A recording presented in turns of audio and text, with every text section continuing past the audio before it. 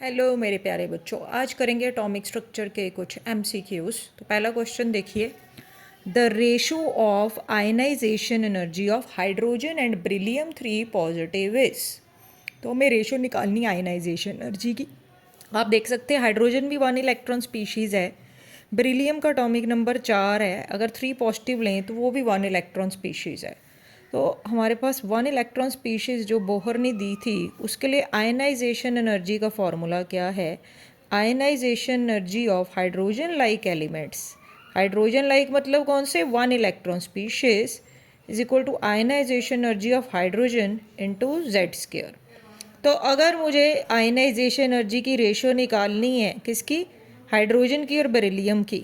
तो अगर मैं इधर बेरिलियम ले लूँ जो कि हाइड्रोजन लाइक एलिमेंट है और इधर ले लिया हाइड्रोजन इनटू जेड स्क्वायर, तो रेशो इनसे सीधे निकाल सकते हैं। अगर इसको डिवाइड कर दूँ आयनाइजेशन एनर्जी ऑफ हाइड्रोजन से, that is equal to Z square. Question में उसने क्या पूछा है? Ionization energy of hydrogen to beryllium. तो हम इसको अगर उल्टा कर दें तो क्या आ जाएगा? 1/z square. तो ये क्या आ जाएगा? 1/z क्या आएगा बेटा? z आएगा एटॉमिक नंबर ऑफ बेरिलियम। तो बेरिलियम का एटॉमिक नंबर क्या होता है? 4। तो ये आएगा 1:16। तो आंसर आएगा हमारे पास सी ऑप्शन 1:16। नेक्स्ट क्वेश्चन देखो बेटा क्या है, the orbital angular momentum of an electron in 2p orbital is. तो बेटा ऑर्बिटल एंगुलर मोमेंटम का फॉर्मूला क्या है? √L into L+1 h/2π। L क्या होगा 2p ऑर्बिटल के लिए? p के लिए L की वैल्यू क्या होती है? 1। तो मैं यहाँ पे 1 पुट कर दूंगी। 1 इंटू 1+1 h/2π। तो ये क्या आ गया? √2 h/2π। तो ये आंसर को इससे मैच कर रहा है, ऑप्शन डी। तो एंगुलर मोमेंटम का बेटा फॉर्मूला याद रखें, √L इंटू L+1। L क्या है? Azimuthal quantum number. अगला क्वेश्चन देखिए, radial nodes present in 3s and 2p orbitals are. तो रेडियल या फिर बेटा स्फेरिकल नोड्स, इनका फॉर्मूला सेम होता है, दैट इज n-l-1। तो 3s के लिए लगाएंगे, n की वैल्यू 3, s के लिए l क्या होगा? 0। तो n-l-1, 3 - 0 - 1 दैट इज 2। और 2p के लिए ऐसे निकालना है, तो 2p के लिए n की वैल्यू यहाँ पे कितनी है बेटा? 2। p के लिए l क्या होता है? 1 - 1, ये भी कितना आ गया? 0। तो आंसर कौन सा आएगा बेटा? 2 और 0, दैट इज ऑप्शन सी। ठीक है, तो रेडियल और स्फेरिकल नोड्स का फॉर्मूला सेम होता है। अगर एंगुलर नोड्स पूछे तो उसका फॉर्मूला होता है एल। नेक्स्ट क्वेश्चन देखो बेटा, the first emission line in the atomic spectrum of hydrogen in Balmer series appear at.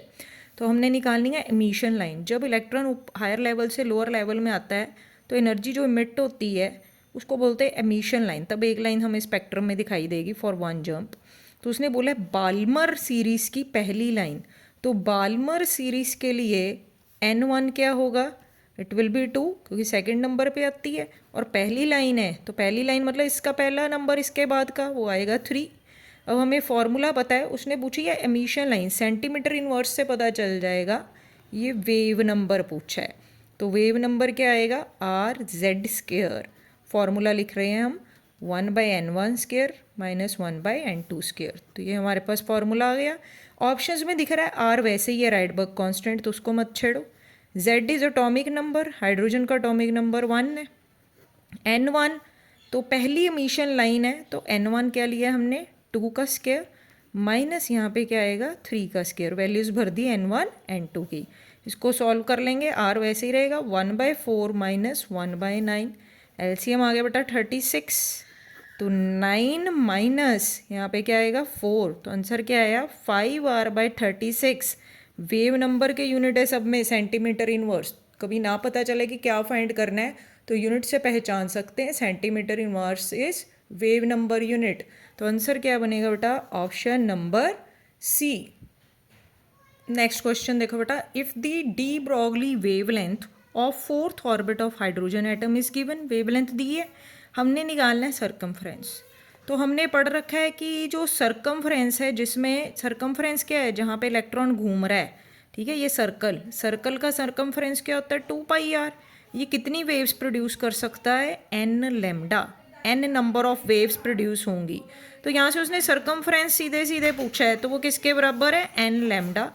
तो एन क्या लेंगे, कौन सा ऑर्बिट है, अब यहाँ पे क्या है हमारे पास, सरकमफ्रेंस जो होता है वो एन लेमडा के बराबर है। एन आ गया फोर्थ बोहर ऑर्बिट, तो एन की वैल्यू 4 भर दी। लेमडा यहाँ से कितना आएगा, 4 एंगस्ट्रॉम वेवलेंथ दी है, तो मैं इसको 4 ही ले रही हूँ। ठीक है, ये आ रहेगा 16 एंगस्ट्रॉम आंसर। ठीक है, तो ऑप्शंस चेक कर सकते हो, it is 16 angstrom. Next question देखो, the atomic number of element m is 26, how many electrons are present in m shell of its m3 positive state। तो बेटा यहाँ अटोमिक नंबर कितना दिया है, 26। तो 26 अटोमिक नंबर हमें वैसे भी पता है ये आयरन का है। ठीक है, पता ना भी हो तो 26 लिख लिया। उसके बाद उसने बोला उसमें से 3 इलेक्ट्रॉन निकाल दो, उसकी एम शेल में देखने हमने इलेक्ट्रॉन्स। तो एफ ई नॉर्मल लिखेंगे या 26 की कन्फिग्रेशन आएगी 4s2 3d6। अगर उसने बोल दिया M3 पॉजिटिव या Fe3 पॉजिटिव, तो बेटा 2 इलेक्ट्रॉन पहले 4s में से जाएंगे, 1 इलेक्ट्रॉन 3d में से, तो we are left with 3d5। अब हमें इसके एम शेल में इलेक्ट्रॉन, तो एम शेल KLM बोहर के शेल, उसकी ABC के से शुरू होती है, first shell, second shell, M कौन सा हुआ है, थर्ड शेल। तो थर्ड अकेला 3d नहीं देखना, हमने थर्ड शेल के सारे इलेक्ट्रॉन, तो इससे पहले 3s2 भरा होगा, 3p6 भरा होगा, तभी 3d5 पे पहुँचे हैं। तो 2 + 6 8 + 5 कितने इलेक्ट्रॉन्स हो गए, 13 electrons in M shell. Next question देखें, the 2 electrons occupying an orbital are distinguish bye.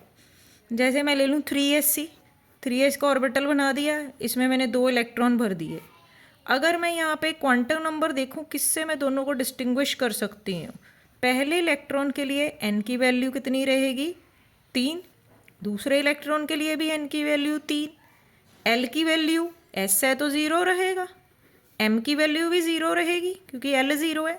Spin लेकिन क्या होगी, पहले इलेक्ट्रॉन की अपवर्ड एरो से बनाई हमने +½ और दूसरे की क्या होगी, -½ तो बाकी 3 क्वांटम नंबर्स की वैल्यूज़ क्या है, सेम।